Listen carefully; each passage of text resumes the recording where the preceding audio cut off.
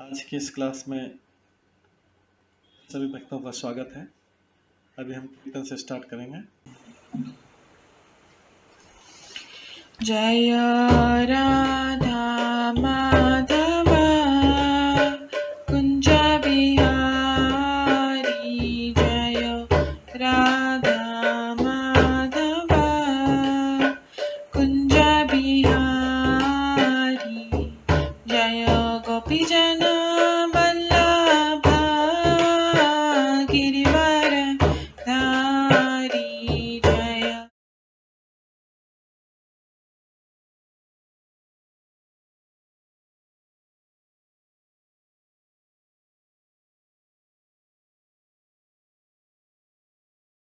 रञ्जन यशोदानन्दन व्रज जनरञ्जन, यमुनातीरावनचारि, यमुनातीरावनचारि,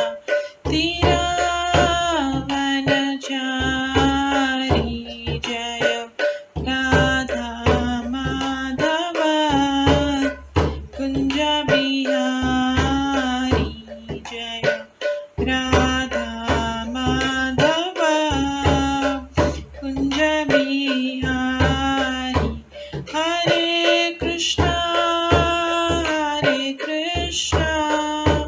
कृष्णा कृष्णा हरे हरे, हरे राम राम राम हरे हरे, हरे कृष्णा कृष्णा कृष्णा हरे हरे, हरे राम राम राम हरे हरे, हरे कृष्णा कृष्णा कृष्णा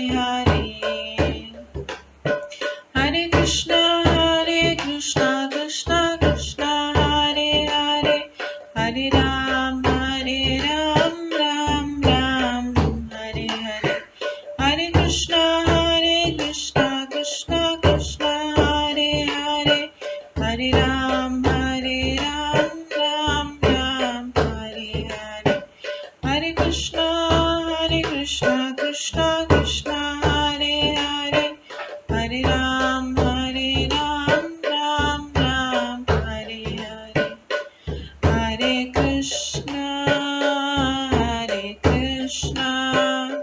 कृष्णा कृष्णा हरे हरे, हरे राम राम राम हरे हरे, हरे कृष्णा कृष्णा कृष्णा हरे हरे, हरे राम राम राम हरे हरे, जय राधा माधव राधे, जय राधा गोविंद राधे, जय गौरनताय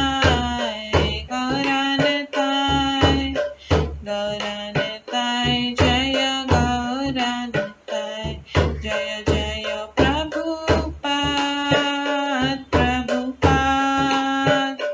प्रभुपाद जय जय प्रभुपाद, जय जय गुरुदेव जय जय गुरुदेव, नित्य गौर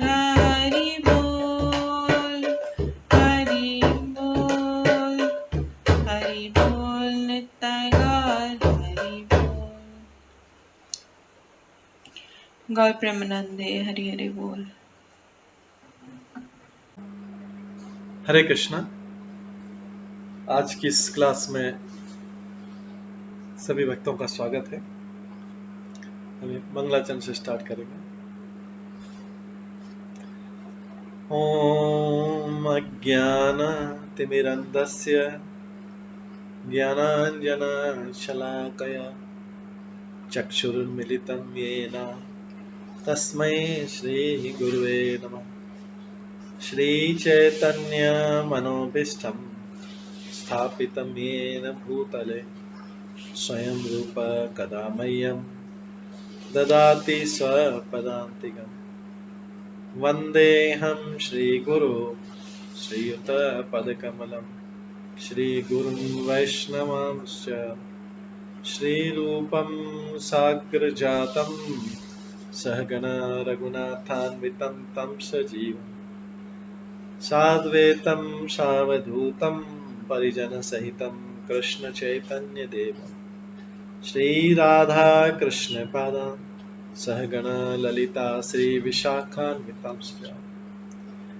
नमो विष्णुपदाय कृष्णपृष्ठाय भूतले श्रीमते भक्तिवेदान्त स्वामिन्निति नामिने। नमस्ते सरस्वती देवे गौरवाणी प्रचारिणे निर्विशेष शून्यवादी पाश्चात्यदेशतारिणे। वाञ्छाकल्पतरुभ्यश्च कृपा सिन्धुभ्येव च पतितानां पावनेभ्यो वैष्णवेभ्यो नमो नमः। जय श्री कृष्ण चैतन्य प्रभु नित्यानंद श्री अद्वैत गदाधर शिवासादि गौर भक्तवृंद। हरे कृष्णा कृष्ण कृष्ण हरे हरे, हरे राम राम राम हरे हरे। ओम नमो भगवते वासुदेवाय। ओम नमो भगवते वासुदेवाय। ओम नमो भगवते वासुदेवाय। नारायणं नमस्कृत्य नरं चैव नरोत्तमं देवीं सरस्वतीं व्यासं ततो जयमुदीरये। नष्टप्रायेषु भद्रेषु नित्यं भागवत सेवया भगवते उत्तम श्लोके भक्तिर्भवति नैष्ठिकी। कृष्णाय वासुदेवाय देवकी नंदनाय च नन्दगोपकुमाराय गोविन्दाय नमो नमः। सर्ववेदान्तसारमे श्रीभागवतम् इष्यते तद्रसामृतात् नान्यत्र स्याद्रति क्वचित्। आराध्यो भगवान् ब्रजेश कन्यस्तनधाम वृन्दावन रम्या काचिदुपासना ब्रजवधूवर्गेण या कल्पिता। श्रीमद्भागवतं प्रमाणम् अमलं प्रेम कुमार्थमः श्रीचैतन्य महाप्रभुमतम् इदं तत्रादरो न परम्। मूकं करोति वाचालं पङ्गुलङ्घयते गिरिं यत्कृपातमहं वन्दे परमानन्दमाधवम्। हरे कृष्णा।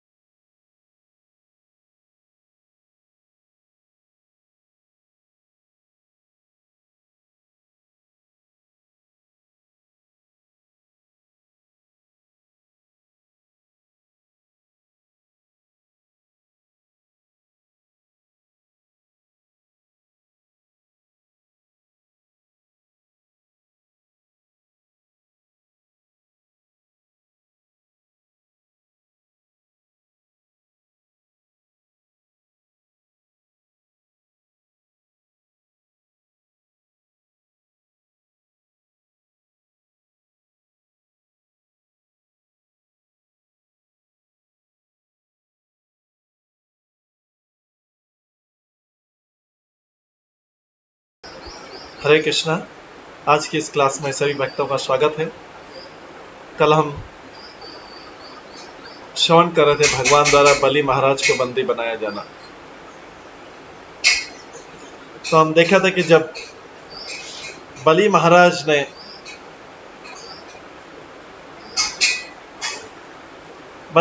हालांकि विष्णु भगवान को सब कुछ अपना समर्पित कर दिया था, सब कुछ समर्पित कर दिया था। अगर त्याग में किसी का नाम आता, आत्मसमर्पण नाम आता है तो बलि महाराज। किस लेवल तक का त्याग किया था उन्होंने।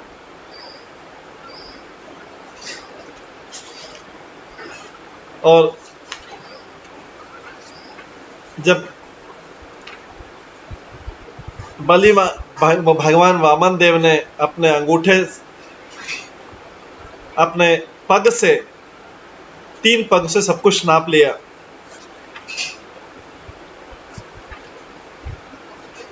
तो उस समय बलि महाराज की पत्नी, वो भी उनकी पूजा करने आई। अभी उनकी पत्नी को पता लग गया कि मेरे पति के पास अभी कुछ शेष नहीं रह गया, हालांकि सब कुछ छिन गया, तो भी वो भगवान की पूजा करने आई थी।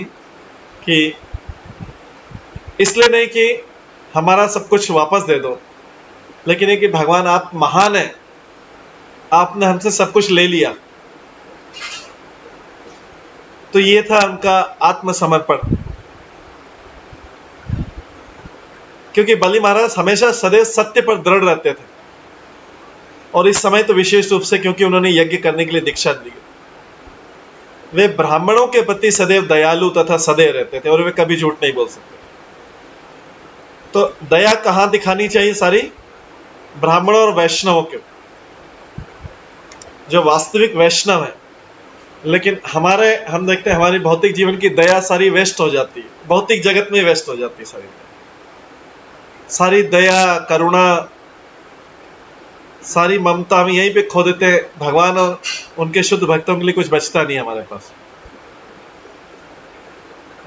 तो ये वे ब्राह्मणों के प्रति सदैव दयालु तथा सदैव रहते थे, और वे कभी झूठ नहीं बोलते थे। लेकिन असुरों को ये ठीक नहीं लगा। असुर बोलते सब कुछ खो दिया। अभी सब कुछ खो दिया तो असुरों को क्रोध भड़क पड़ा। बोला अरे तो हमारे स्वामी से सब कुछ ले लिया इन्होंने, तो और साथ में बांध भी दिया। तो उनका क्रोध भड़क पड़ा, वो अपने अपने हथियार लेके आए। लेकिन विष्णु के पार्षदों ने उनको सबको भगाने का प्रयास करते हैं। बलि महाराज ने भी रोक दिया। असुरों ने बोला अरे हमारे महाराज को कैद कर लिया, सब कुछ कर लिया, और बोल रहे रोक दिया। बलि महाराज ने बोला अभी समय हमारे अनुकूल नहीं है। असुरों को ऐसा प्रयत्न करने से मना कर दिया। कल हमने श्रवण किया था भगवान के पार्षद सारे नाम पर नंद, सुनंद, जय, विजय, प्रबल, बल सभी थे वहां पर।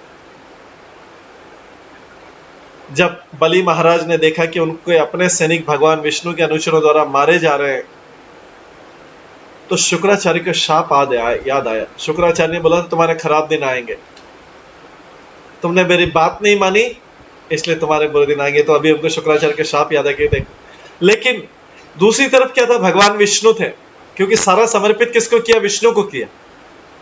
शुक्राचार्य इससे सहमत नहीं थे। ये बात इसमें बहुत इंपॉर्टेंट है पूरे इसमें। शुक्राचार्य क्योंकि असुरों के देवता, तो शुक्राचार्य के गुरु को लगा कि फिर मेरे पास देने के लिए, मेरे पास सुख सुविधाएं देने के लिए इनके पास क्या बचेगा बलि महाराज को? मेरा पालन कैसे होगा, मेरे परिवार का पालन कैसे होगा? क्योंकि शुक्राचार्य जो है असुर गुरु थे, इनका परिवार भी था। तो इस भौतिक जगत में हर कोई अपने स्वार्थ के लिए भगवान के समर्पण से रोकता है, क्योंकि हर किसी का एक अपना अपना स्वार्थ है। इसलिए इन्हें बोलता है कि नहीं भगवान के पास इतना नहीं जाना, इतना नहीं जाना, सब कुछ छीन लेंगे तो हमारा क्या होगा फिर? तो इसलिए अगर हमारी जो भक्ति में, संसार में जो भी बाधा आती है कि सबका अपना स्वार्थ है, लेकिन हमें शास्त्रों के अनुसार ही चलना है। बलि महाराज का एग्जाम्पल इसलिए दिया, ये बलि महाराज शास्त्र जो के बलि महाराज का जो इसमें शिक्षा मिलती है कि बलि महाराज की भगवान ने सहिष्णुता, उनकी टॉलरेंस तथा भक्ति को स्थापित करने के लिए उन्हें बंदी बना लिया था। सब कुछ देने के बाद भी कोई किसी को बंदी नहीं बनाता। कह रहे भाई अब तो सब कुछ दे दिया, अभी क्या बचा मेरे पास, खाली मेरा शरीर है। तो उन्होंने उस शरीर को भी बांध दिया। वरुण पाश क्या होता है? नाग सांपों का होता है पाश। उस पाश को कोई छुड़ा नहीं सकता। जब बलि महाराज परम शक्तिशाली भगवान विष्णु द्वारा इस प्रकार बंदी बना लिए गए तो ब्रह्मांड के अधोत तहोत लोगों की समस्त दिशाओं में शोक से हाहाकार मच गया।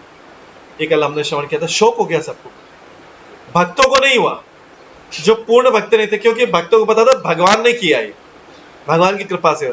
लेकिन अब भक्तों को, अरे भगवान की देखो, इसने इतनी पूजा की, इतना सब कुछ किया, सारा जीवन अर्पित कर दिया, अपना सब कुछ दे दिया, अब तो इसके पास कोई बच्चा नहीं है। फिर भगवान ने बांध भी लिया, अभी भगवान दंड भी दे रहे हैं, भैया हम तो भगवान की भक्ति कभी नहीं करेंगे, भाई ऐसी भक्ति हमसे नहीं होगी, भैया ऐसी भक्ति नहीं करें। लेकिन ये भगवान की भक्ति वॉलंटरी नहीं है, कंपलसरी।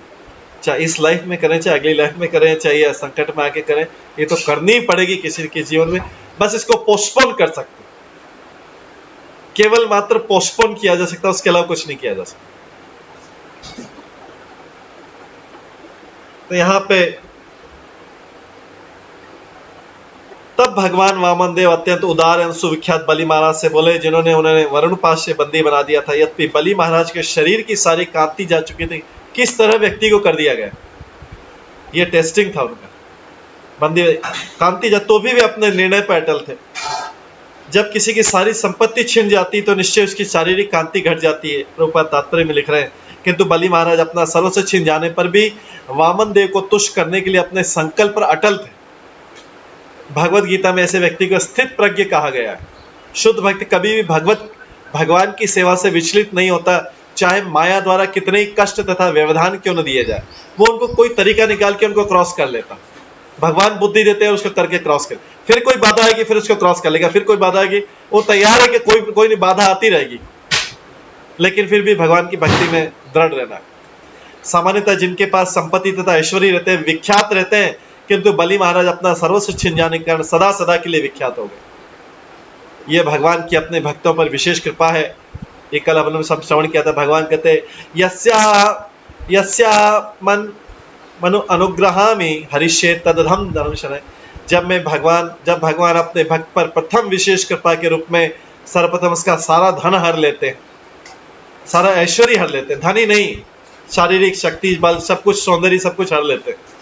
किंतु भक्त, क्योंकि तभी तो भक्त नम्र होगा, नहीं तो वो उसका एक अपना अहंकार रहेगा कि नहीं बस इससे ज्यादा मैं नहीं करूंगा। अभी भगवान बोलेंगे भाई क्यों नहीं करेगा, मैंने तो शरीर दिया, ऐश्वर्य दिया, क्यों नहीं किया तुम?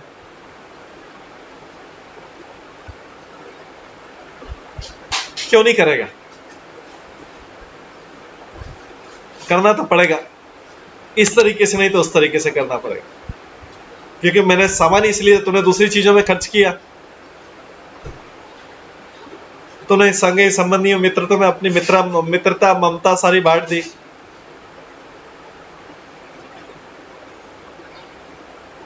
मेरे लिए कोई ममता प्रेम नहीं बचा, समय उनको दे दिया, चिंताएं उनके लिए कर ली, मन उनमें लगा लिया, तो भगवान को देने के लिए क्या बचा? कंगाल। तो इसलिए बेटर है कि भगवान कंगाल कर देंगे तो भगवान में मन लगेगा। तो जब सब कुछ छूट जाए तभी तो भगवान में मन लगेगा, वैसे कैसे लग सकते? वैसे अलग चिंता है, अनेक चिंता है, अनेक जगह मन लगाना है, अनेक संबंध, अनेक मित्र। तो इसलिए क्या करते हैं भगवान अपने भक्त पर प्रथम विशेष कृपा के रूप में सर्वप्रथम उसका सारा धन और ऐश्वर्य हर लेते हैं। ऐश्वर्य में उसका मन, तन, सब कुछ हर लेते हैं, जीवित रहता है वो। बस बलि महाराज के साथ ही यही हुआ। किंतु भक्त जो है कभी ऐसी क्षति से विचलित नहीं होता, वह सेवा से डटा रहता है और भगवान उसे एक सामान्य पुरुषों की आशाओं से कहीं बढ़कर पुरस्कार प्रदान करता है। तो सब भक्तों में इसके लिए रेडी रहना चाहिए। मैं तो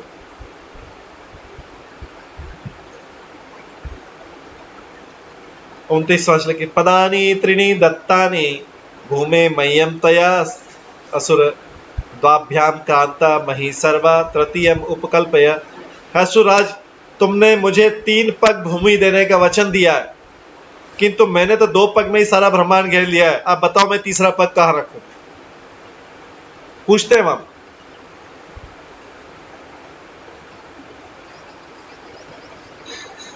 तो आगे तीसरे श्लोक में बताया गया, यावत तप्ति असोगो भी यावत इंदु सह उड़ी भी यावत वर्षति पर्जन्य तावती भू इयम तव।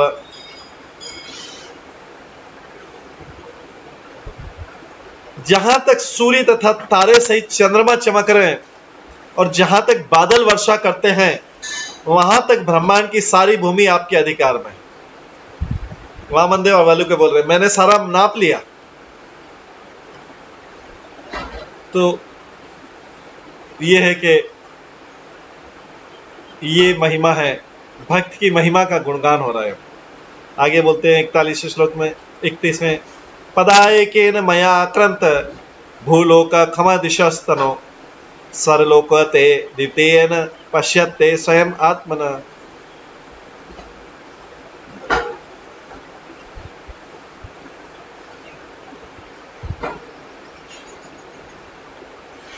इनमें से मैंने एक पग से भूलोक को अपना लिया और अपने मैंने शरीर से मैंने सारा आकाश तथा सारी दिशाएं अपने अधिकार में कर ली। तुम्हारी इस उपस्थिति में मैंने दूसरे पग से उच्च स्वर्गलोक को भी अपना लिया। अब बोलो क्या करना है? तो तात्पर्य वेदों के अनुसार सभी ग्रह पूर्व से पश्चिम की ओर घूमते हैं। वेदों के अनुसार सभी ग्रह पूर्व से पश्चिम की ओर घूमते हैं। सूर्य, चंद्र तथा अन्य 5 ग्रह जैसे मंगल और बृहस्पति एक दूसरे के ऊपर चक्कर लगाते हैं, किंतु वामन देव ने अपने शरीर तथा पग का विस्तार करते सारे ग्रह और लोकों पर अधिकार कर लिया।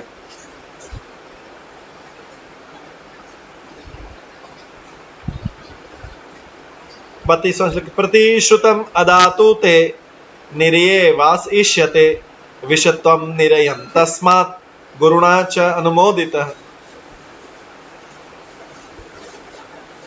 चूंकि तुम अपने वचन के अनुसार दान देने में असमर्थ रहे हो। अभी देखिए अगला आघात, ये भौतिक संसार के रूप में तो ये आघात ही आघात। अगला भगवान क्या बोल रहे हैं? तुमने अपने वचन के अनुसार दान देने में असमर्थ रहे हो, अतः नियम कहता है कि तुम नरक लोक में रहने के लिए चले जाओ। ये वामन देव बोल रहे। परीक्षा और भी कठिन हो गई। सारा दान देने के बाद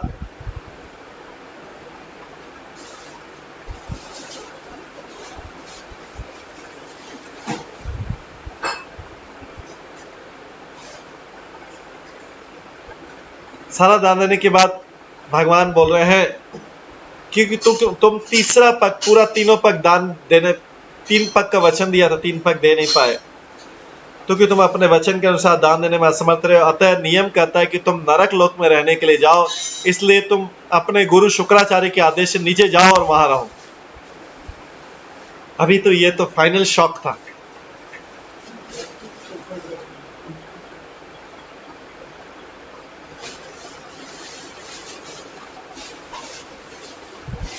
ये फाइनल शॉक था बलि महाराज के लिए कि भगवान स्वयं बोल रहे हैं कि तुम अपने वचन के अनुसार दान देने में समर्थ रहे, अतः नियम कहता है कि तुम नरक लोक में रहने के लिए जाओ, इसलिए अपने गुरु शुक्राचार्य के आदेश पर तुम नीचे जाओ और वहां रहो। अरे जिस भगवान को समर्पण किया वो भगवान अभी बोल रहे हैं, लेकिन ये भगवान का लास्ट सबसे कठिन वचन था। लास्ट सबसे कठिन वचन था कि तुम अभी नरक में जाओगे बलि महाराज, क्योंकि तुमने अपने गुरु के आदेश का पालन नहीं किया। भगवान के लिए उसने गुरु के आदेश छोड़ा था, तभी भगवान बोल रहे हैं कि गुरु के आदेश का पालन। लेकिन ये परीक्षा की घड़ी बलि महाराज। इसके विपरीत इस भौतिक जगत में क्या होता है? भौतिक जगत में सारा करने के बाद में व्यक्ति बोलता है हमारे लिए तो कुछ नहीं किया गया, अभी तुमने तो भगवान की शरण ली थी, भगवान नहीं देखा। लेकिन भगवान यहाँ पे ऐसा वचन बोल के पूरा टेस्ट ले रहे हैं और भगवान पूरी रक्षा करे।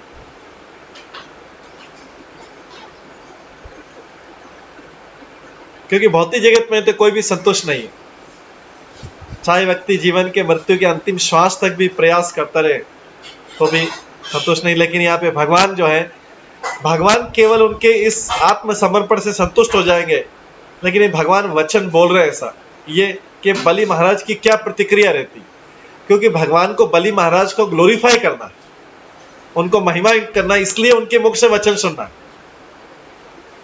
अभी जब बलि महाराज के मुख से वचन सुनेंगे तो पूरे ब्रह्मांड में उनकी ग्लोरी फैलेगी,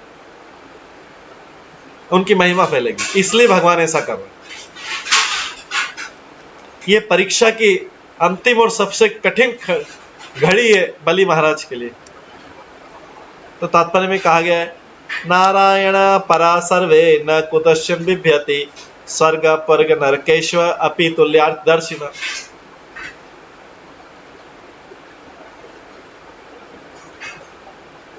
तो यहाँ पे क्या कहा, जो भक्त एकमात्र भगवान नारायण की भक्ति में लगे रहते हैं वे जीवन की किसी भी परिस्थिति से डरते नहीं है।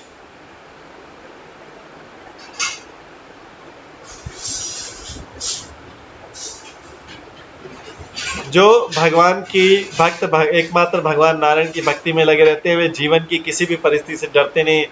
उनके लिए स्वर्ग, मुक्ति तथा नरक लोक एक समान है।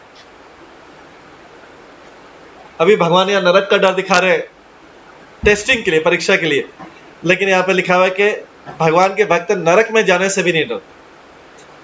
बस उनकी एक इच्छा रहती है कि भगवान में भक्ति में मन लगा रहे।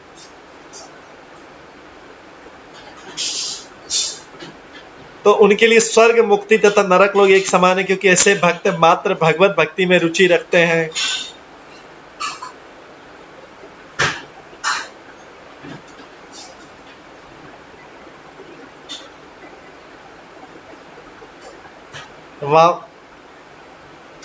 भले ऐसा लगे कि वो स्वर्ग या नरक में गया है भक्त, किंतु वह इनमें से कहीं नहीं रहता, प्रत्युत वो सदा मन से तो वैकुंठ में रहता है। स गुणान समतीत्यात् ब्रह्म भुआय कल्पते। मन से वो वैकुंठ में रहता है। तो मन और शरीर अलग अलग है।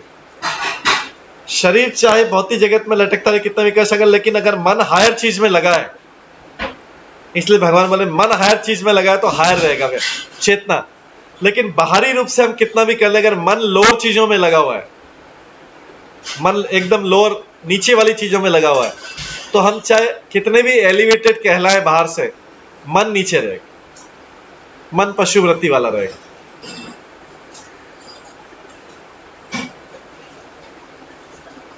तो वामन देव ने सारे विश्व को मात्र को दिखलाने के लिए कि बलि महाराज कितने सहिष्णु हैं उन्हें नरक लोक में जाने का। तो इसलिए देखिए, ये अभी पिछले श्लोक में बताया था कि भगवान ने नरक में जाने के लिए किस लिए बोला, कि सबको बताने के लिए देखो बलि महाराज कितने सहिष्णु, कितने टॉलरेंट है। तो भगवान बार बार टॉलरेंट या सहनशीलता की, इस भौतिक जगत में पूरा जगत असहनशील है, एक मिनट एक सेकंड के लिए असहनशीलता सहन करने में क्रोध आ जाता है। लेकिन यहाँ पे कहा गया है तृणादपि सुनी चेना तरोरपि सहिष्णुता। चैतन्य महाप्रभु बार बार भक्त के लिए दो क्वालिटी बता रहे, नम्रता और सहिष्णुता, टॉलरेंस, टॉलरेंस, टॉलरेंस और टॉलरेंस। क्योंकि भौतिक परिस्थिति को कोई चेंज नहीं कर सकता, प्रकृति के नियम के अनुसार है। और हर व्यक्ति ने, हर जीव जो यहाँ पे आया है उसको टॉलरेट करना ही पड़ेगा।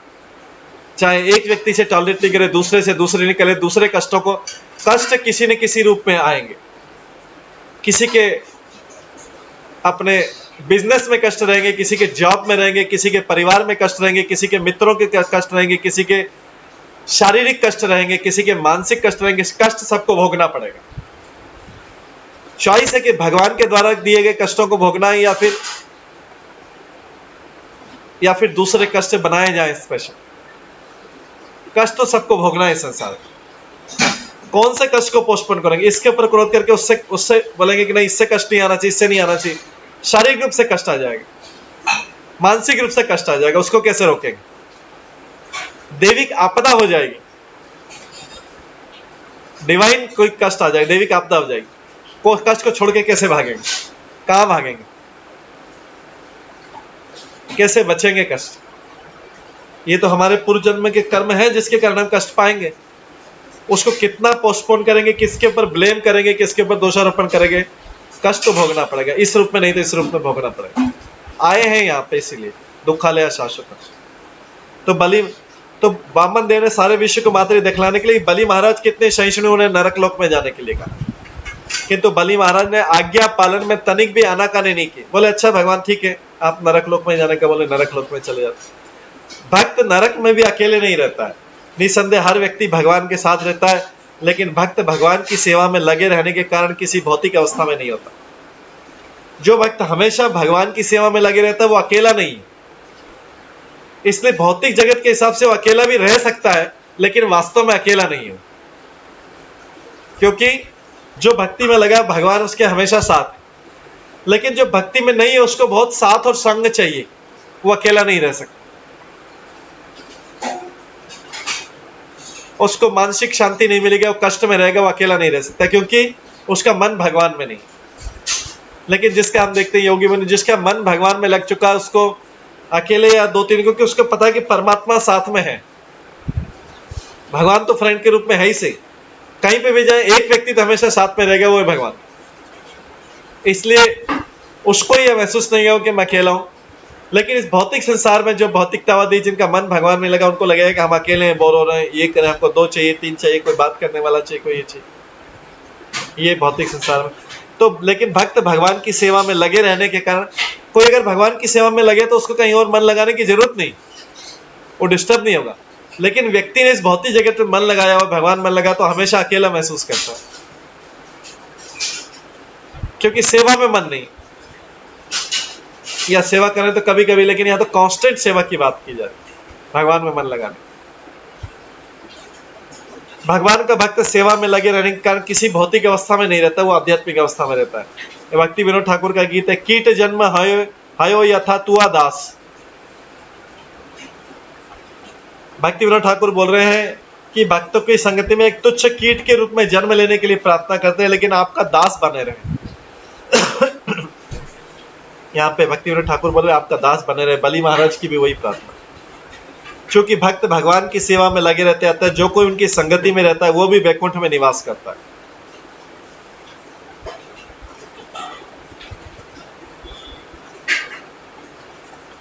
तैतीसवां श्लोक है, वृथा मनोरथ तस्य दूर स्वर्ग पतति अधः प्रतिश्रुतस्य अदानेन यर्थिनं विप्रलंबते।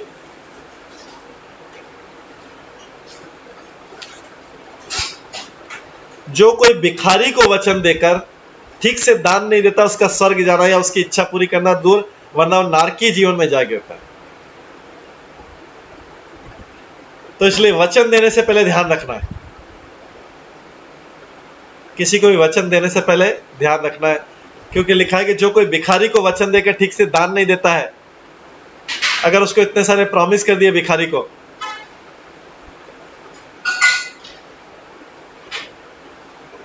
लेकिन उसको ठीक से दान नहीं देता, वो उसका स्वर्ग जाना या उसकी इच्छा पूरी होना दूर, वरना नारकी जीवन में जा गिरता है।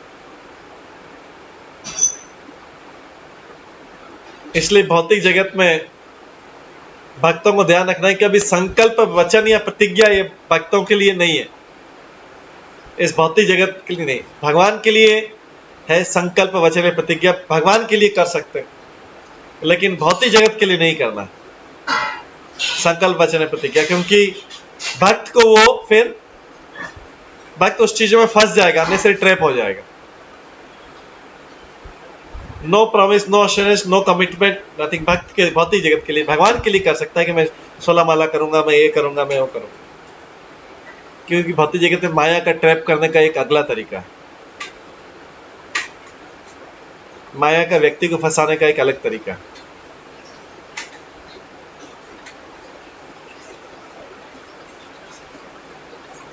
और भौतिक जगत में उसी चीज का फायदा उठाते हैं सब लोग। एक बार कमिटमेंट वचन या संकल्प ले, फिर एक्सप्लॉयटेशन, फिर शोषण शुरू हो जाता है। अरे कमिटमेंट दिया था, वचन दिया था, एश्योरेंस दिया, लेकिन भगवान के लिए जो वचन है तो यहाँ पे इसलिए बोला, जो कोई भिखारी को वचन देकर ठीक से दान नहीं देता, उसका स्वर्ग जाना है या उसकी इच्छा पूरी होना दूर, वरना नारकी जीवन में जा गिरता है। ये भगवान बलि महाराज को बता रहे हैं ऊपर ऊपर से, जिससे बलि महाराज का इसलिए कर रहे हैं कि बलि महाराज का दानवीरता, उनका सहनशीलता सारे विश्व को पता लगे कितने बड़े सहनशील थे। इतना कुछ देने पर भी सब कुछ उन्होंने त्याग दिया, फिर मैंने उनको बांध भी दिया, और मैं उनको ये भी बोल रहा हूं कि आपको नरक में जाना पड़ेगा, क्योंकि तीसरा पग भूमि आपने दान में नहीं दिया। फिर भी बलि महाराज बोल रहे ठीक है, नरक में भी जाने को तैयार। ये है भक्त, भगवान के लिए नरक में भी जाने को तैयार। भगवान के लिए शंकर शिव जी पूरा बदनाम होने को भी तैयार है। किसी भक्त को इस भौतिक संसार में बदनाम होने की भी चिंता नहीं करनी चाहिए, भगवान के लिए उनकी सेवा कर।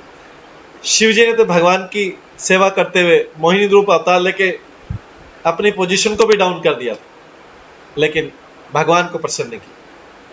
तो इस भौतिक संसार में चाहे अपनी पोजीशन को भी डाउन कर दे, लेकिन भगवान प्रसन्न चाहिए, उनके सामने पोजीशन अप होना चाहिए, क्योंकि भौतिक संसार टेम्परेरी है। आज इनके सामने पोजीशन डाउन हो, कल वो रहेंगे नहीं, या कल उनकी पोजीशन डाउन हो जाएगी। तो इसलिए अपना स्टेटस और छोड़ के भगवान की भक्ति में व्यक्ति को स्टेटस कॉन्शियस नहीं होना चाहिए, नहीं तो समाज के स्टेटस ही बनाते रह जाएगा और पतन हो जाएगा, भगवान की नजर से नीचे चला जाएगा, वहां से स्टेटस डाउन हो जाएगी। भौतिक जगत के स्टेटस का तो कोई मीनिंग नहीं। इस तरह से आगे इस अध्याय का 34वें श्लोक में बोलते हैं, भगवान बोल रहे हैं, विप्रलब्ध ददामी इति त्वया अहम च आड़मनिना तत्वेद वैलिक फलम भुक्ष्व निरयम कतिचित समा। 34 श्लोक में भगवान बोलते हैं और डांट रहे ऊपर से भगवान। देखिए भगवान ने, कोई बोलता अरे कितना ह्यूमिलेट कर दिया, इतना अपमान करते हैं मेरा, इतना अपमान, इतना ह्यूमिलेट कर दिया। यहाँ भगवान ने बलि महाराज को नम्र बनाने के लिए और सबको बताने कितने बड़े सहनशील है। पहले तो सारा राज्य छीन लिया, पहले तो उनके पास छल करने आए थे बाल ब्रह्मचारी के रूप में, पहले बाल ब्रह्मचारी के ऊपर छल करने आए, फिर उनका सारा बड़ा होके सारा दोनों पग नाप लिया, फिर तीसरे पग के लिए नहीं देने के लिए बोलते हैं तुम्हें नरक में जाना, बांध लिया, फिर बोलते हैं तुमको नरक में जाना पड़ेगा।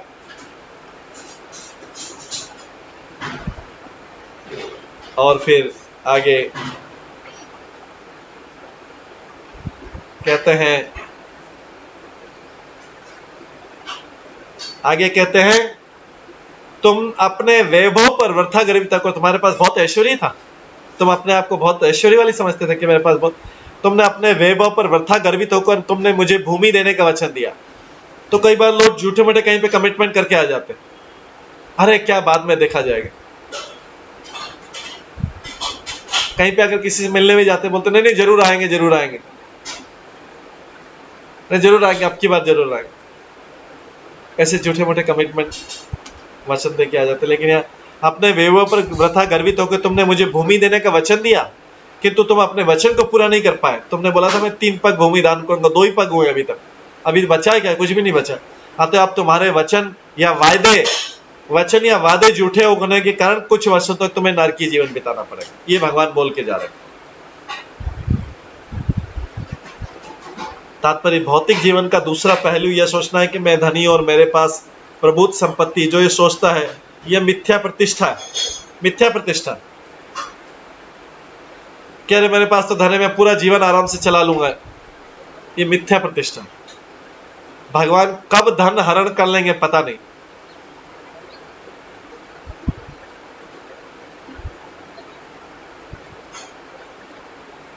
तो इसलिए कि मैं धनी और मेरे पास प्रभुत संपत्ति है, यह भी मिथ्या प्रतिष्ठा है। भगवान बोलेगा अच्छा तुम धन है, तुमने अपने लाइफ को सेव कर रखा है कि ठीक है आगे मेरे पास सफिशिएंट है और मैं सुरक्षित रहूंगा। भगवान ऐसी परिस्थिति क्रिएट कर देंगे कि सारा धन ही किसी चीज में खर्च हो जाए।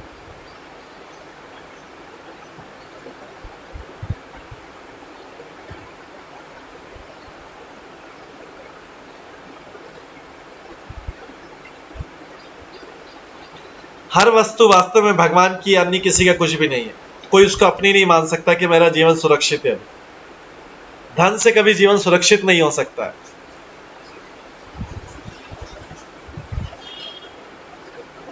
ना तो नहीं तो इस संसार में निर्धन लोग रहते नहीं, सारे मारे जाते हैं। लेकिन पता लगता है धनी लोग ज्यादा जल्दी मारे जाते हैं बजाय निर्धन। धनी लोगों की ज्यादा जल्दी मृत्यु हो जाती भय के कारण बजाय निर्धन लोगों। ईशावास्यम इदम सर्वमेत किंचन अजगत्याम जगत। तो किसी को भी झूठी प्रतिष्ठा नहीं लेनी चाहिए कि अभी मेरा जीवन सुरक्षित है, मेरे पास में धन है। भगवान के सामने तो व्यक्ति निर्धन ही है, दीन है, भिखारी है भगवान के सामने।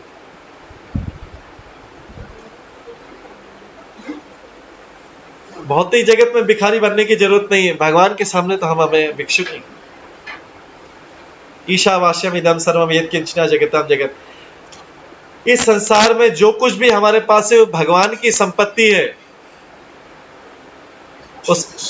वो भगवान की संपत्ति है। यह वास्तविक तथ्य है और किसी का कुछ नहीं है। बलि महाराज असंदिग्ध रूप से, नो डाउट, बलि महाराज भगवान के महान भक्त थे। बलि महाराज भगवान के महान भक्त थे, किंतु उसके पूर्व मिथ्या प्रतिष्ठा पाले हुए थे। वे मिथ्या प्रतिष्ठा पाले हुए थे। अब ईश्वर की परम इच्छा से उन्हें नरक लोक जाना पड़ा, किंतु वे वहां भगवान के आदेश से गए थे। अतः वे उन्हें जहां स्वर्ग लोक की अपेक्षा अधिक ठाट से रहे। भक्त सदैव भगवान की संगति में रहकर उनकी सेवा में व्यस्त रहता है, अतः उससे नरक या स्वर्गवास की कोई परवाह नहीं रहती।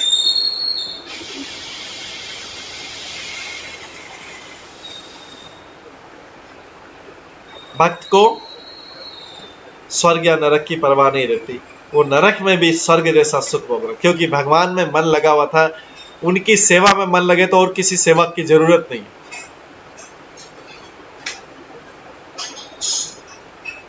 उनकी सेवा में श्रवणम कीर्तनम विष्णु स्मरणम पाद सेवनम अर्चनम वंदनम दास्यम साख्यम आत्म।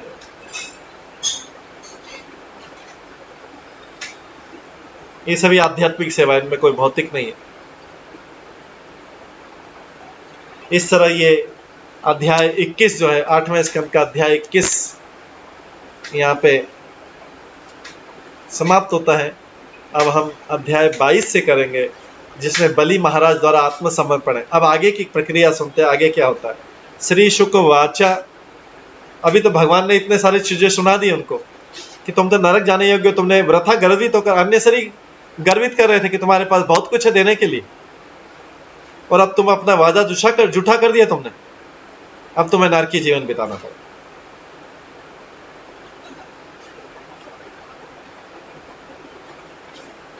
तो आगे श्री शुक वाचा एवं विप्रकटः राजन बलि भगवतासुर भिद्यमानो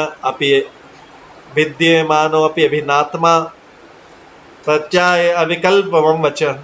सुखदेव गोस्वामी का है, राजन यद्यपि ऊपर से ऐसा लग रहा था कि भगवान ने बलि महाराज के साथ दुर्व्यवहार किया, तो भक्त का ये होता है कि ऊपर से स्ट्रिक्ट है। ये भगवान के शुद्ध भक्त का भी लक्षण है। प्रभुपाद के हम देखते हैं कि प्रभुपाद कितने स्ट्रिक्ट थे। प्रभुपाद जब शाउट करते सब लोग कांपने लगते थे, लेकिन वो उनके हृदय में नम्रता, वो सबका कल्याण चाहते थे। क्योंकि इस भौतिक जगत से पीछा छुड़ाने के लिए बहुत स्ट्रिक्टनेस की आवश्यकता है, नहीं तो ये छूटेगा नहीं। भगवान भी कई बार बहुत टफ हो जाता है, ऐसे संकट में डाल देते, ऐसे संकट डाल देते हैं कि भगवान अगर नर्म रहेंगे तो हर व्यक्ति उसका फायदा उठाएगा और भौतिक जगत में अपने आप को लिप्त रखेगा और भगवान से और सुख मांगेगा। भगवान कई बार ऐसा दुख देते हैं, ऐसा कि भगवान लगता है भगवान बहुत निर्दय और कठोर है, निष्ठुर है, क्रूर है, ऐसा लगता है, लोगों को लगता है। लेकिन भगवान की कठोरता ही वास्तव में भगवान की कृपा है। नहीं तो हम जीव जो है नम्रता के लिए योग्य नहीं है। जीव इतना जिद्दी है, इतना निष्ठुर है कि वो भगवान की कृपा को समझ नहीं पाता कि भगवान सामान्य अवस्था में भी कितनी बड़ी कृपा करते हैं। ये संसार दुख वाले, लेकिन फिर भी इतनी कृपा करके फिर भी सुख दे देते हैं इधर उधर से। किसी को किसी चीज से सुख मिल जाता है, किसी को चीज से, किसी को कोई सुख, किसी को सोने से सुख मिल जाता है, किसी को एंटरटेनमेंट से मिल जाता है, किसी को वस्त्र से मिल जाता है, किसी को खाने से मिल जाता है, किसी को रहने से मिल जाता है, किसी को बातचीत से मिल जाता है, किसी को किसी साधनों से मिल जाता है, किसी अलग अलग तरीके से सुख व्यक्ति प्राप्त करता रहता है। फिर भी भगवान देते रहते हैं। ये भगवान की विशेष कृपा नहीं है। लेना छीनना भगवान की विशेष कृपा है, क्योंकि छीनने में व्यक्ति भगवान को समर्पित कर देगा, भक्ति में आ जाएगा।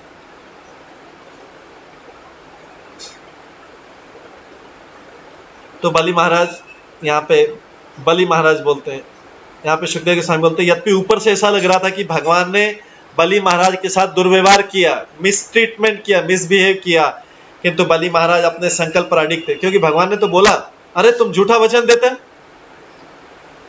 तुम अपने वचन झूठे नहीं करते, उसने तो सब कुछ दे दिया।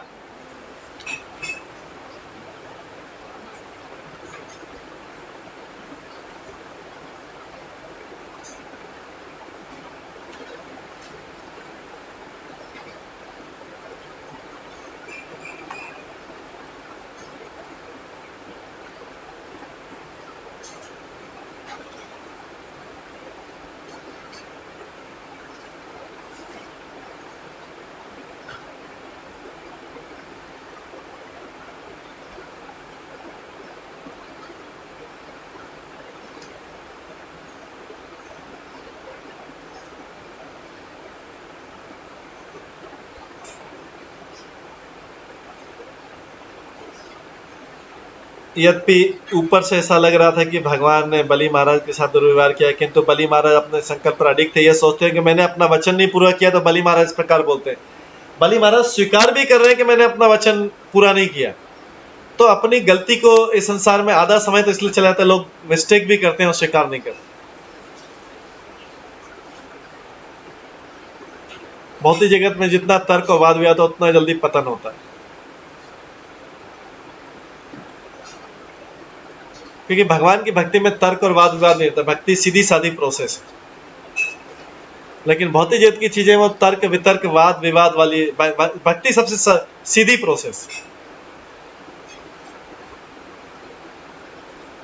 चैंटिंग करना और भगवान से संबंधित कार्य करना सिंपलेस्ट प्रोसेस। इसमें डिफरेंस ऑफ ओपिनियन रह नहीं सकता अगर सिंपल प्रोसेस को फॉलो किया जाए। श्रवणम कीर्तन विष्णु स्मरणम पाद सेवनम अर्चनम वंदनम दास्यम साख्यम आत्मनिवेदनम,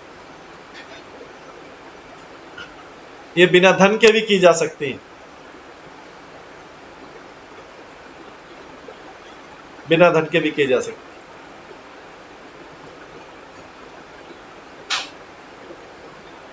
तो बलि मोहन, अभी भगवान ने उनके ऊपर दुर्व्यवहार किया या लिखा है इसमें, तो अभी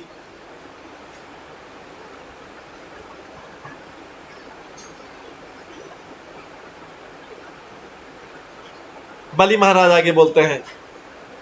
इस बलि महाराज बोल रहे हैं सोच रहे कि भगवान ने बोला तो सही कि मैंने अपना वचन पूरा नहीं किया, लेकिन बलि महाराज के पास अब देने के लिए कुछ था नहीं। तो श्री बलिर्वाच यदि उत्तम श्लोक भवान, यदि उत्तम श्लोक भवान ममिरितम वच वलीकम सूर्यवर्य मन्यते करोमि ऋतं तत् न भवेत प्रलंबनम पदम तृतीयम कुरुषेष्णि में निजम।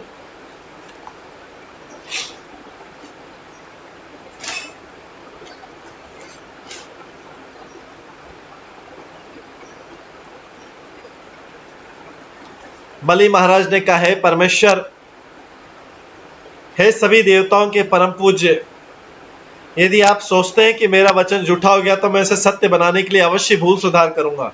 ये बलि महाराज की नम्रता देखिए, पहले तो सहिष्णुता और अभी नम्रता। उनके पास कुछ देने के लिए नहीं, फिर भी बोल रहे हैं कि यदि आप सोचते हैं कि मेरा वचन झूठा हो गया है तो मैं इसे सत्य बनाने के लिए अवश्य भूल सुधारूंगा। कैसे सुधारेंगे अभी हम देखेंगे।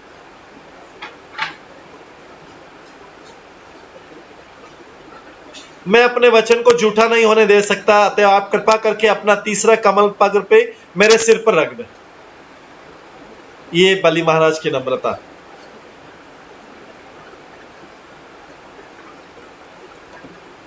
देखिए बलि महाराज किस अवस्था तक जा रहे हैं, अपनी गलती को भी स्वीकार कर रहे हैं कि तीसरा पग नहीं पाया, बोले भगवान से मैं इसे सत्य करने के लिए अवश्य सुधारूंगा, मैं आपके वचन को झूठा नहीं होने दे सकता, अतः कृपा करके आप तीसरा कमल रूपी पग मेरे सिर पर रख दीजिए,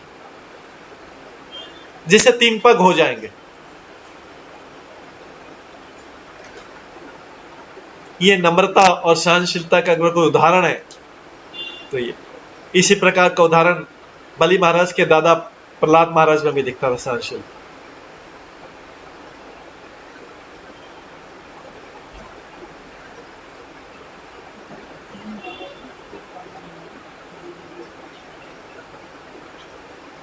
तात्पर्य बलि महाराज भगवान वामन देव की चाल समझ गए।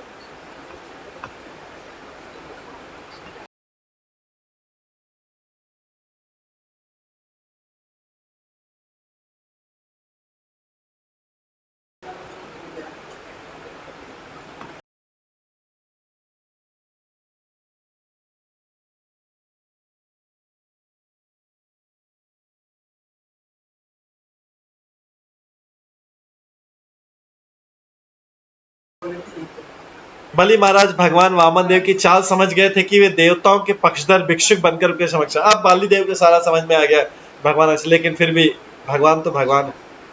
बलि महाराज तो प्रहलाद महाराज के वंश में आए थे। यद्यपि भगवान का उद्देश्य बलि को ठगना था, किंतु बलि को भगवान के द्वारा, देखिए, बलि को भगवान के द्वारा ठगे जाने में आनंद आ रहा था।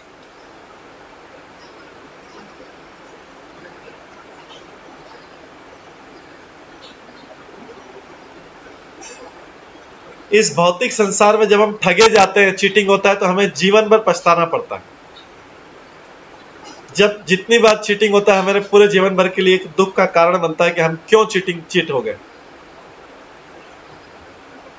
क्या हम करेक्ट कर सकते थे? हमने उस समय सही सलाह क्यों नहीं ली? ज्ञानवान व्यक्ति से सलाह क्यों नहीं ली? ये हमें हमेशा पछतावा होता रहता है। या हम भक्ति में पहले क्यों नहीं आए? तो किंतु यहाँ पे भगवान का उद्देश्य बलि को ठगना था, तो बलि महाराज को आनंद आ रहा था। इस ठगने में आनंद आ रहा था, क्योंकि भगवान ठग रहे। भगवान के ठगने में तो आनंद है, लेकिन जगत के ठगने में दुख ही दुख है, कष्ट ही कष्ट।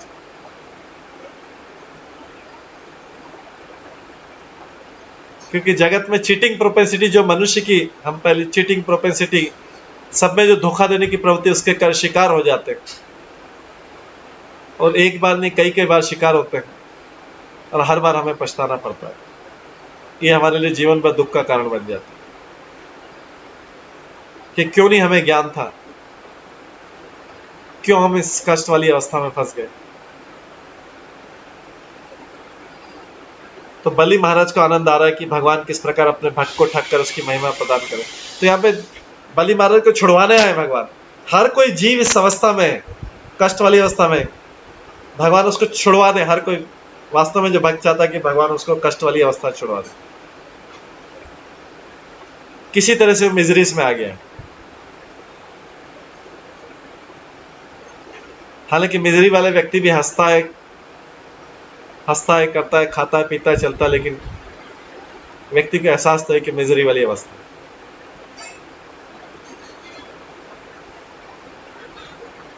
तो भगवान किस प्रकार अपने भक्त को ठग कर उसको महिमा प्रदान करते हुए बलि को आनंद आ रहा है, भगवान के द्वारा ठगे जाने में।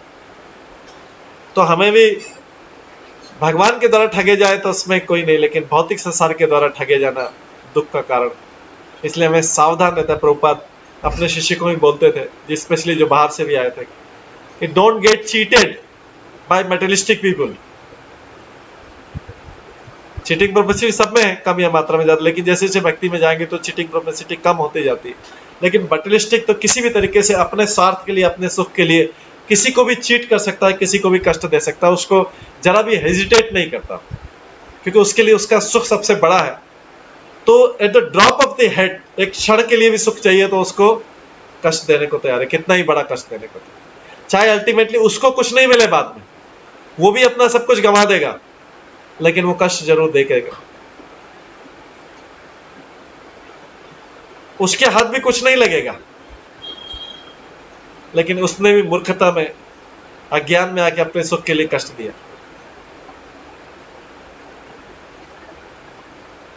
उसके हाथ लगा कुछ नहीं, लेकिन फिर भी दिया।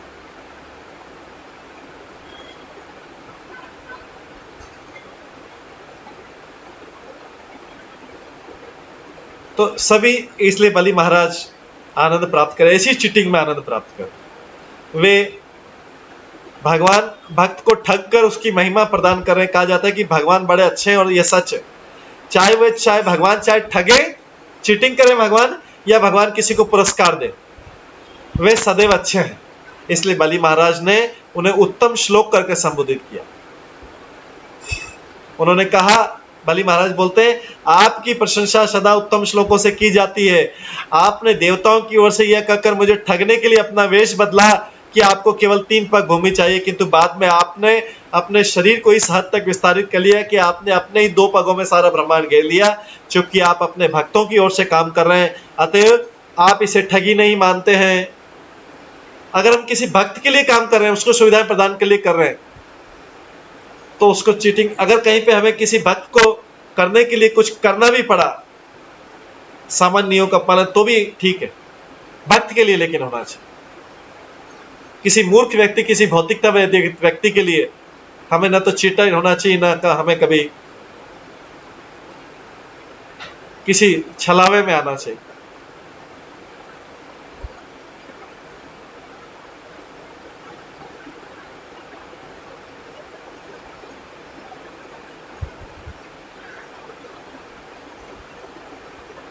तो भागवतम में से अनेक उदाहरण है। भागवतम सबको पर्याप्त ज्ञान और बुद्धिमानी देता है। इससे व्यक्ति को पता लगता है कि आगे से कैसा ध्यान रखना।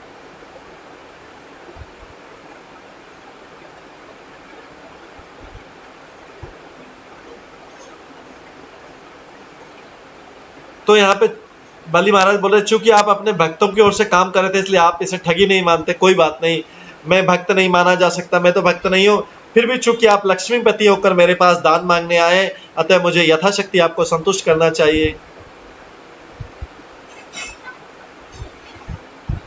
अतः आप यह ना सोचें कि मैं आपको ठगना चाहता हूं, मुझे तो अपना वचन पूरा करना है। मैं नहीं झूठ बोलूंगा। बलि महाराज बोल रहे, मैं आपको वचन तीसरे पग का वचन पूरा करूंगा। मेरे पास एक संपत्ति बची है, ये है मेरा शरीर। आपने मेरी संपत्ति तो ले ली, किंतु अब मेरे पास शरीर बचा है। अब आपकी तुष्टि के लिए मैं अपना शरीर दे रहा हूं। ये बलि महाराज की देखिए, आप अपना तीसरा पग मेरे सिर पर रख लें। कोई ये पूछ सकता है कि जब भगवान ने 2 ही पगों में पूरा ब्रह्मांड घेर लिया, तो भला उनके तीसरे पग के लिए बलि महाराज का सिर कैसे पर्याप्त हो सकता था? किंतु बलि महाराज ने सोचा कि संपत्ति की अपेक्षा संपत्ति के अधिकारी को बड़ा होना चाहिए। संपत्ति, तो लोग संपत्ति के पीछे भागते हैं कि संपत्ति को श्रेष्ठ मानते हैं, उसके पीछे झूठ बोलते हैं, चीटिंग करते हैं, कष्ट देते हैं, धन छीनते हैं, शोषण करते हैं। साम दाम दंड वैसे व्यक्ति धन छीनने के लिए तैयार रहता है।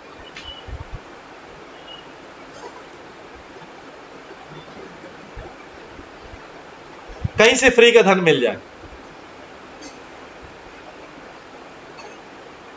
अगर मांगने पे मिल सकता है तो मांगने पे, छीनने पे मिल सकता है छीनने पे, ठगने पे मिल सकता है ठगने पे, झूठ बोलने में मिल सकता है झूठ बोलने पे, समस्या बता के मिल सकता है समस्या बता के।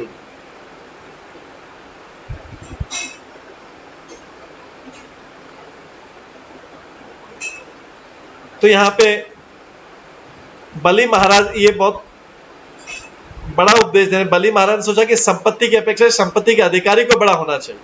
अधिकारी बड़ा है, वो तो संपत्ति फिर से कहीं से ला सकता है, लेकिन जिसने झूठ चोरी से कहीं से संपत्ति छीन ली, ले ली, वो तो एक बार नीचे गिर गया तो फिर ऊपर नहीं उठ सकता है। चरित्र गिर गया, विश्वास गिर गया, तो फिर वो व्यक्ति ऊपर नहीं उठ सकता। लेकिन जो चरित्र बना के रखा जिसने, वो और भी धन ला सकता है, कहीं से भी ला सकता है, चाहे तो कहीं से भी ला सकता है।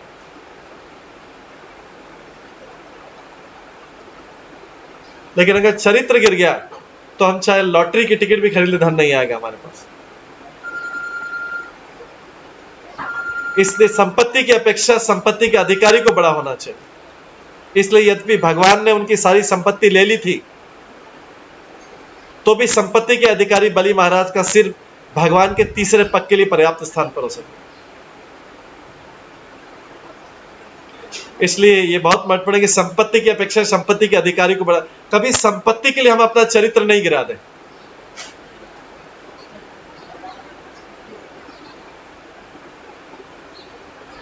ये हमें हमेशा ध्यान रखना है।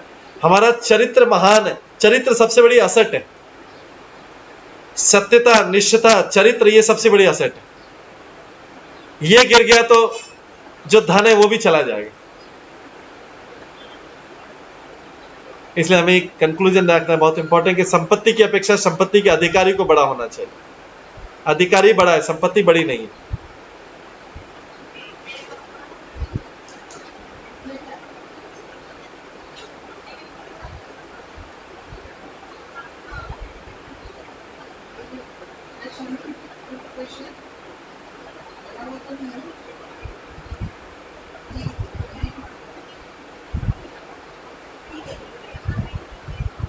तीसरा श्लोक है इस अध्याय का।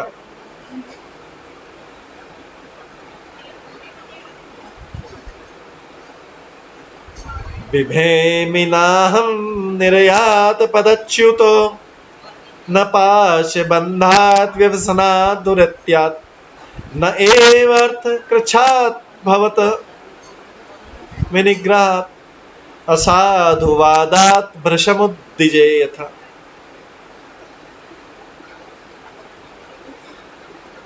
बलि महाराज का कॉन्फिडेंस देखिए। बलि महाराज सब कुछ खो के भी तो कोई व्यक्ति सोचे कि मैं गरीब हो तो कुछ भी कर लो, लेकिन चरित्र में, जिसने चरित्र खो दिया उसने सब कुछ खो दिया।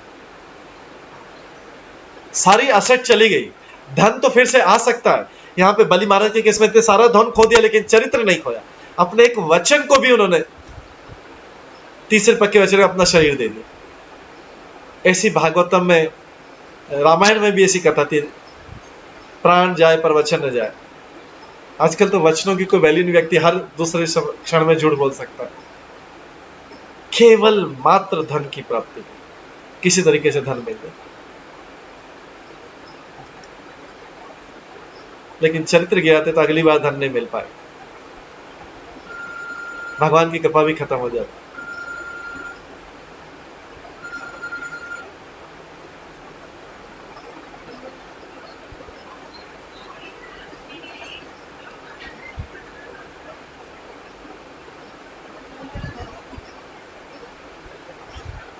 तो यहां पे बलि महाराज बोलते हैं, बलि महाराज का कॉन्फिडेंस देखिए। यहां पे बलि महाराज बोलते हैं, मैं अपनी सारी संपत्ति से वंचित होने, नारकीय जीवन बिताने, गरीबी के लिए वरुण पाश द्वारा बांधे जाने या आपके द्वारा दंडित होने से उतना भयभीत नहीं हूं जितना मैं अपकीर्ति से डरता हूं कि मैंने वचन का पालन नहीं किया। यह है बलि महाराज। गरीब होने से भी नहीं डर रहे। गरीब होने से क्या डरना?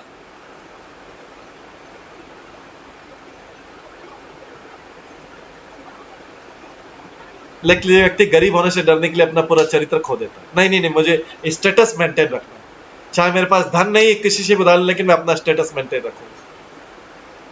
किसी भी तरीके से मेरा अपना स्तर, झूठा स्तर मेंटेन करना। मेरे पास है नहीं धन, लेकिन फिर भी समाज में, सोसाइटी में, रिश्तेदारों में अपना स्टेटस मेंटेन रखना। झूठा लेके भी मैं स्टेटस मेंटेन करूंगा। सबको पता मैं गरीब हूं, लेकिन सबको पता भी नहीं लेकर चलना चाहिए कि मैं गरीब हूं। यहां पे बोल रहे हैं, मैं अपनी सारी संपत्ति से वंचित हो गया, नारकीय जीवन बिताने गया, गरीबी के लिए वरुण पाश द्वारा बांधे जाने या आपके द्वारा दंडित होने से भी भयभीत नहीं होता। मतलब मैं संपत्ति से वंचित होने से डर नहीं रहा हूं, नरक में जाने से डर नहीं रहा हूं, गरीबी से डर नहीं रहा हूं। इस संसार में लोग सबसे गरीबी से डरते हैं कि गरीब हैं, लेकिन स्टेटस इधर उधर से करके मैनेज करते हैं, ट्रिक लगाते हैं कि किस तरीके से सोसाइटी रिलेटिव्स में स्टेटस डाउन नहीं हो जाए।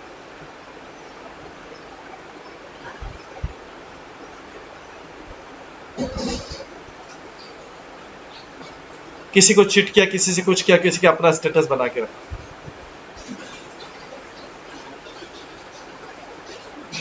बोले मैं जितना मैं अपकीर्ति से, अपकीर्ति के सेंस में कि मैंने, बलि महाराज ने भगवान के सामने अपने वचन का पालन नहीं किया। अपकीर्ति क्या? भगवान के सामने। संसार की अपकीर्ति नहीं, भगवान के सामने, कि भगवान को वचन दिया लेकिन भगवान के वचन का पालन नहीं। तो सारा डर भगवान से, भौतिक जगत से, सारी चीजों में तो लिख दिया। न संपत्ति वंचित होने से डर रहा हूं, न नारकीय जीवन बिताने से डर रहा हूं, न गरीबी से डर रहा हूं। इसका मतलब संसार का कोई डर नहीं, जीरो डर। केवल भगवान से वचन जो टूट जाएगा उसका डर। यह है उस बलि महाराज की महानता, जो भगवान इधर प्रदर्शित करना चाह रहे हैं, इसलिए भगवान सारी लीलाएं कर रहे हैं। तात्पर्य बलि महाराज ने भगवान को पूर्ण आत्मसमर्पण कर दिया था, किंतु ब्राह्मण ब्रह्मचारी को ठगने के लिए बदनाम होना नहीं सह सकते। बलि महाराज सबको दे दे, ब्राह्मण ब्रह्मचारी आया, बाल ब्रह्मचारी बन के, चाहे भगवान ही आए, वो पसंद नहीं था कि उनके बदनामियों को मैंने उनको वचन दे दिया और उनको नहीं दिया। तो केवल एकमात्र चिंता है भगवान के साथ अपने संबंधों की, एक ही चिंता है खाली, उधर नहीं हो जाए कुछ। संसार में कुछ भी हो जाए कि लोग कितने अपशब्द बोल दे, कितनी गालियां दे दे, कितना कर दे, कितने ब्लेम लगा दे, कितना, कोई चिंता नहीं, क्योंकि उनके सबको तो वैसे ही नरक में जाना। तो चिंता तो परमानेंट करनी है, जो अल्टीमेट बेनिफिट देने वाला है उसी की तो चिंता करनी चाहिए, जो अल्टीमेट बेनिफिट, जो लेके भी दे सकता है, जितने इतनी कैपेसिटी की लेके भी दे सकता है।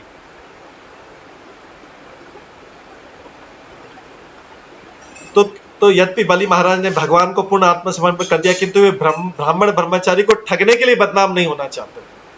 अपने यश के विषय में पूरी तरह सतर्क रहने के कारण उन्होंने गंभीरता पूर्वक सोचा कि इस बदनामी से कि ब्राह्मण को ब्रह्मचारी को झूठा बोला, ठग लिया, 3 पग का बोला, 2 वचन दिए, इसके कारण नहीं बदनाम होना चाहिए। गरीबी के कारण बदनाम हो जाए कोई प्रॉब्लम, अतः भगवान ने उन्हें अपनी बदनामी रोकने के लिए अच्छी सलाह दी कि वे अपना सिर अर्पित कर दें। वैष्णव कभी भी किसी दंड से डरता नहीं है। प्रभुपाद लिखते हैं, नारायण परा सर्वे न कुतश्चन भी, व्यक्ति किसी चीज से डरता नहीं है, किसी भौतिक चीज से नहीं डरता है, जब क्योंकि उसको पता है वैष्णव है, भगवान उसके साथ में, किसी बदनामी से नहीं डरता।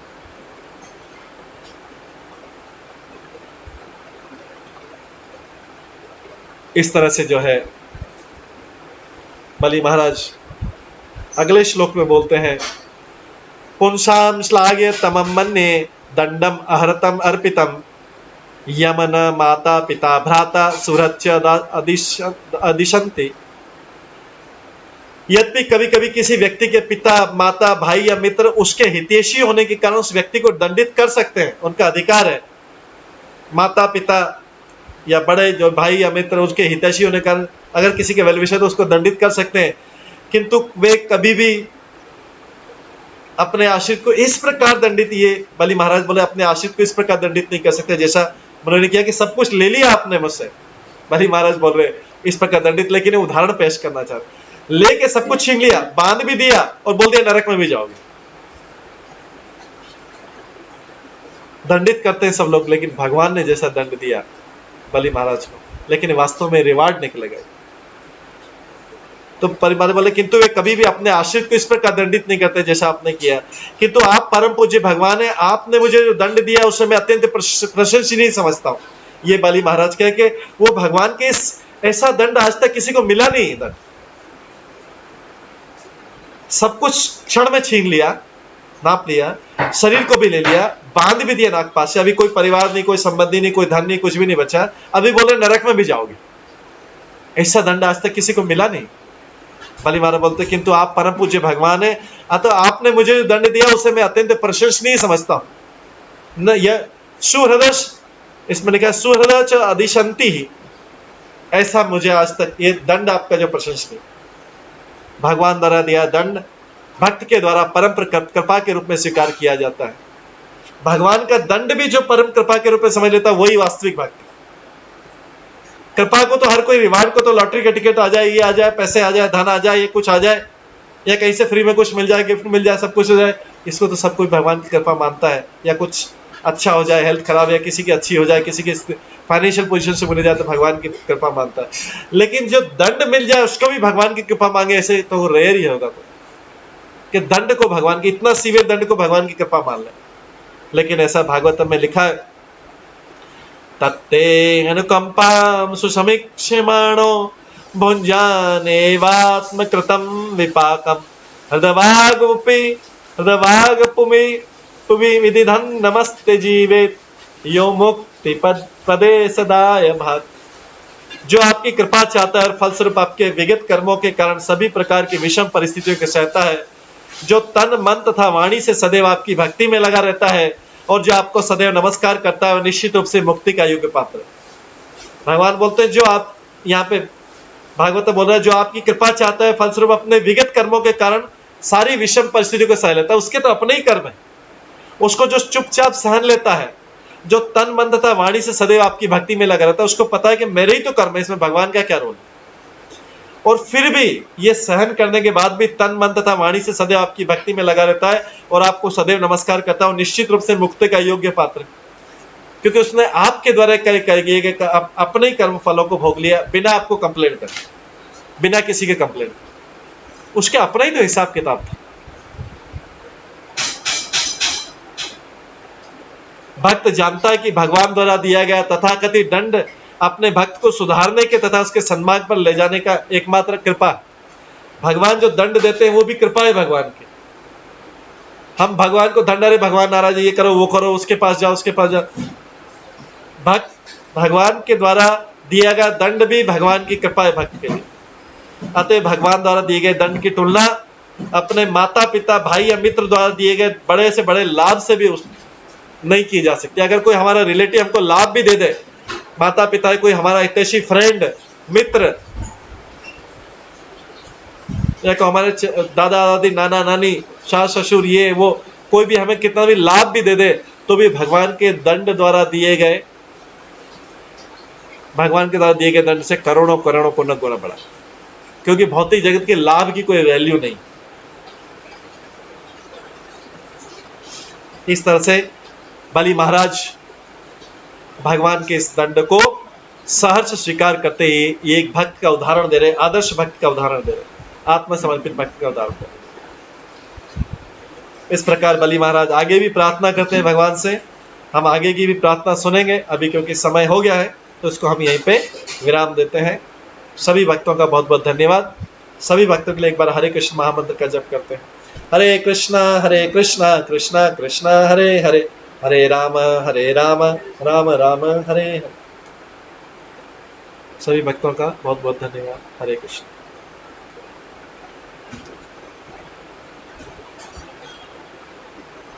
आज के प्रश्न हम कल की क्लास में लेंगे। हरे कृष्ण।